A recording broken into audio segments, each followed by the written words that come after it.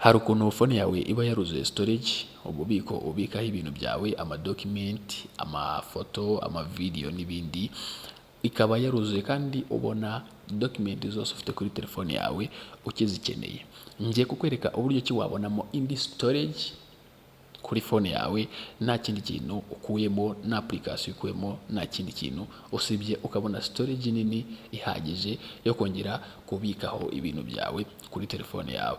Mbere uko dutangira, liking ino video, ukande subscribe nimba utarayikanda, umbwire ikindi kintu nakwigisha muri comment nze tukirebe muri video ikurikiraho. Buriya buriko dukoresheje telefone yacu dushyiraho ama application n'ibindi, buriko tugumye kuyaccessinga cyane, tukaccessinga ayo application n'ibindi, bigenda bitwara umwanya kuri storage ya telefone kugira ngo ibone uburyo ki yaccessingamo izo application n'ibindi. N'urugero ku bantu mukoresha Android, murabizi iyo ugiye kuri storage ya telefone yawe usanga hariho folder yisavinzeho yitwa Android. Iyo folder ni ifasha system kugira ngo ibashe kuloadinga ayo ama application washyizemo. N'urugero nimba ukunda nko koherezanya movie kuri Zenda, iyo movie wenda ifite giga yose, iyo ikugezeho iyo movie wamara kuyireba ukayisiba, iyo giga, iyo storage ya giga ibivuyeho, ariko kwa kundi bayikoreje hari izindi megabyte wenda nk'ijana50 Zenda iba yabitse. Biba bigusaba kugira ngo izo megabyte nazo ugenda uzikiriyaringe, ziba zagiye zigafata wa mwanya uhita ujya kuri ya folder yitwa Android kuri phone yawe, bigatwara storage, bikagenda bikuzuriza storage ya telefone yawe. Ubikiriyaringa gute rero? Ntabwo ujya kuri ya folder ya Android ngo uyisibe, kirazira, ntuzigere uyisiba, ahubwo uraza ukajya kuri ya application. Uru ni urugero mbahaye kuri Zenda, ariko n'izindi application turagenda tuzirebaho. Wowe icyo ukora, uraza ukareba ya application ushaka.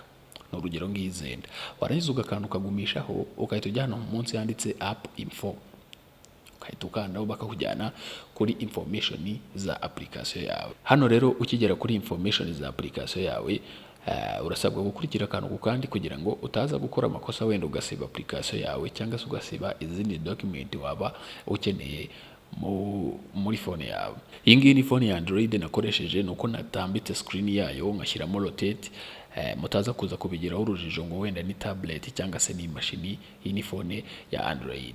Noneho witegereje neza, hano hambere harahanditse app size megabyte 47. Izi nizo megabyte nyirizina za application yacu. Noneho munsi hari icyo bita user data megabyte, noneho twakoresheje 21. Nge ntabwo nkunda kohereza ibintu cyane. Noneho hakaza izo bita cache, izo application iba yaragiye ifata, nizo 67 bakora toto zikaba ziri megabyte. Wowe icyo uhita ukora ni iki? Uraza hano ukahita ukiriyaringa kuri storage cyangwa ugakiriyaringa cache. Iyo ukiriyarinze cache ziri 60 na zingahe nizo zihita zigenda, urabona hasigayeho 0. Noneho warangiza ukaza uganakiriyaringa kuri storage. Iyo ukiriyarinze kuri storage urabona naho hagiyeho 0, hasigayeho za megabyte 86 za application nyirizina. No kuvuga ngo application iracyarimo iranakora, ariko bya bindi application yari yaragiye itwara umwanya turabikiriyarinze. Ugiye kuri storage ya telefone yawe wasanga zira megabyte 60 na zingahe zihise zibonekaho kuri storage yawe. Noneho ntago ari kuri Zenda gusa biriya wabikora, wowe ugenda ubikore kuri application ukunda gukoresha cyane. Ni urugero nko kuri WhatsApp, kanze nkande ngumishaho mpita njya kuri app information. Hano hirya urabona application yacu, tuhita tujya hano kuri storage and cache. Storage and cache, ukigera kuri application bakuzana ibintu byinshi, ukajya kuri storage and cache. Urabona application yacu ifite megabyte 133 app size. Noneho user data twakoresheje giga 3, cache dukoresha megabyte 40. Urumva ino WhatsApp yatwaye umwanya wa giga 3 wose kuri storage. No kuvuga ngo uko mbona narakoresheje WhatsApp cyane, ibintu byo mu magroupe, ama voice note, ama video nagiye mfungura byose byaraje bita byibika ahangaha kuri user data giga 3 zose. No kuvuga ngo muri make kwa kundi ukoresha WhatsApp, za voice note ugenda wohereza nizo bakoherereza, ama video, amafoto, ama groupe, ibyo burimo byose, ibintu byose wakoreye kuri WhatsApp biraza bikibikamo hariya zira megabyte zikagenda. Noneho aho WhatsApp itandukanira n'izindi application, hariya hambere handitse manage space, ku zindi application haba handitseho clear storage. twabibonye kuri Zenda twakiriyarinze storage. Hariya kuri clear cache ho ni ibisanzwe. Noneho impamvu kuri WhatsApp bakubwira manage space no kubera ko babazi ko mu bintu ugiye gukiriyaringa harimo ibyo ushobora gukenera. Noneho nituza tugakiriyaringa hano kuri cache harasigaraho 0, hariya nta kibazo yabiteye, 0 megabyte ubwo kuri storage ya telefone yawe ziba ziyongereyeho. Noneho nidukenera kugira ibyo dukiriyaringa ngaha turakandaho kuri manage space, barahita bakwereka ibintu ufiteho birebire byagutwariye umwanya. Noneho bakwereke n'abantu bagiye babikoherereza. Hano rero biragusaba kwitonda, babantu bareba video nibayirangize, hano muri buze gukora amakosa kabisa. Ahangaha barakwereka ibintu byose bakoresheje kuri WhatsApp n'ibyo waba udafite kuri telefone. Noneho inama nakugira uze ufungure kano kantu ka disappear message nimba udashaka ko phone yawe izajya yuzura cyane. Bino bigurupe umuntu ababamo aba bantu bose ibintu byose ugenda wohereza kuri message, iyo uzuga settingamo kugira ngo bizajye bita byihanagura kuri telefone yawe mu masaha 24, no kuvuga ngo message yari yose ibiki byose ibi video n'ibiki biza mu magurupe na hehe kuri telefone yawe nyuma y'amasaha 24 bizajya bita byihanaguraho. Nk'ibi bintu mfite byanyujurije telefone ibi video n'ibiki bigenda byidownloadinga kuri WhatsApp mbana nabikeneye, hari igihe usanga telefone yawe yaruzujwe n'ibyo bintu kandi muri make uba utabikeneye. Ushatse wagenda ugashyiraho iriya disappear message cyangwa ukahita ukanda hano kuri manage space ukagenda icyo ubona udakeneyemo ukaba ari cyo usiba, nubisibire byose icyarimwe. Niyo mpamvu kuri WhatsApp baba barashyizeho manage space aho kugira ngo bashyireho clear storage. Si kuri WhatsApp gusa rero, ushobora kureba n'indi application ukoresha cyane. Na urugero wenda nkunze gukoresha InShot editing zino video mbigishirizaho, ndaza mpite njya kuri InShot nayo iyo nsoje gukora project hari ukuntu igenda igasigarana umwanya w'iyo project yakoreyemo, kandi muri by'ukuri iyo project narayauploadinze narayisibye. Uraza ukahita ujya hano kuri storage and data, urabona application yacu ifite megabyte 148, user nakoresheje giga 6. Bishatse kuvuga iki? Buri uko nkoreye project muri InShot hari izindi giga zita zigenda kuri storage kuri user data zikibikaho ukwazo. Nk'ubu ngubu na project nimwe mfiteho ariko baranyereka ko nakoresheje data user data za giga 6 kuri cache megabyte 429. No kuvuga ngo buri application ufunguye kuri telefone yawe iba creatinze folder yayo kuri ya folder n'ubundi yitwa Android. Buri kintu cyose ukoreyeho kigatwara storage kuri phone yawe. Dora kantu rero utaza kuza kwibeshyaho. Nimba ukeneye gukiriyaringa cache warangiza ukaza ugakiriyaringa kuri storage ugakanda okay. Iyo ukanze kuri gukiriyaringa storage kandi wari ukeneye gukuraho cache, bakuraho biriya byatwaye umwanya kuri storage na cache bikagendera rimwe.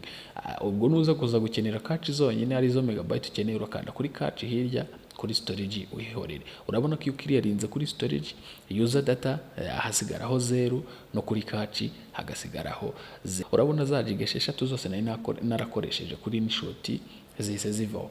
Ugakomeza ukajya no ku yindi application waba uzi ukoresha cyane nayo ukahita ujya kuri app information, warangiza ukaza no kuri storage and cache ugakandaho.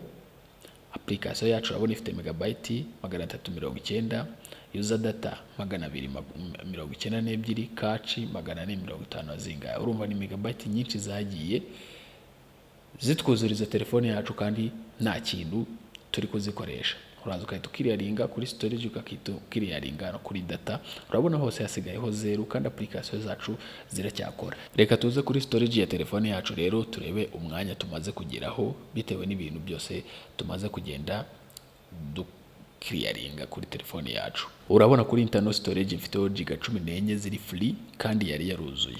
Dore bya bifoda bigenda byicreatinga ahangaha nibyo bigenda bikuzuriza telefone yawe. Reka noneho dufate proof ya nyuma.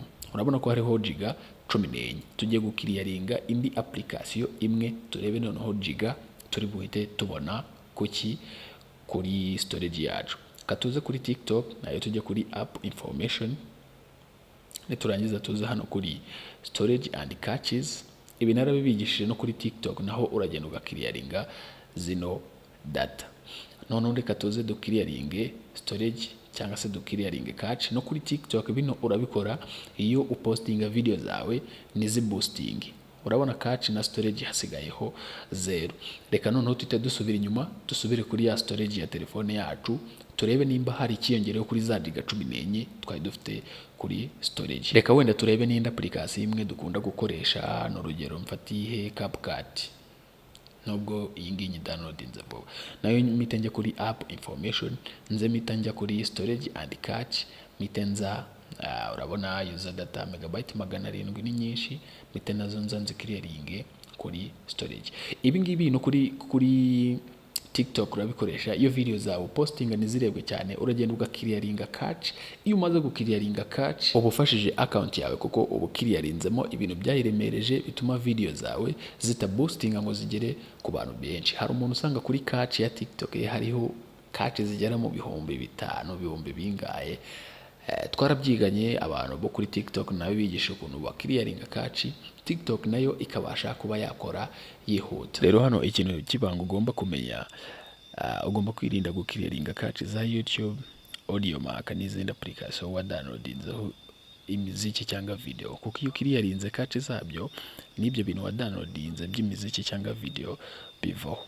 Ariko izindi application zindi zo nta kibazo byaguteza. Urabona hano kuri storage twe dufite 14 zise ziba 16 bitewe na ziriya tumaze gukiriyaringa cache yazo. Hari umuntu rero ushobora kuba yagize impungenge z'uko zira application twa clearinze cache yazo zishobora kuba nazo zagiye zitari gukora. Dore nko WhatsApp ndayifungura, urabona irakora, ibintu byose birimo. N'izindi zose nagiye nkiriyaringa, urugero nk'iya yindi nka Zenda, urabona nyifunguye nayo irafunguka igakora nk'ibisanzwe.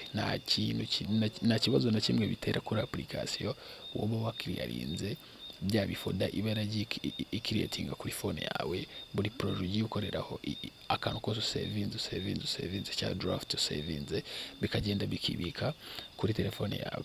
Nizere rero nimba wari warabuze storage, nizere ko ubonye storage kuri phone yawe. Ino video nimba yagufashije, umanuka hasi muri comment usiga ubimbwiye. Gusa ndabihamya ko uwarebye video iminota nk'itanu ya mbere, bino nsobanuye nyuma ashobora kuba atigeze abireba kabisa.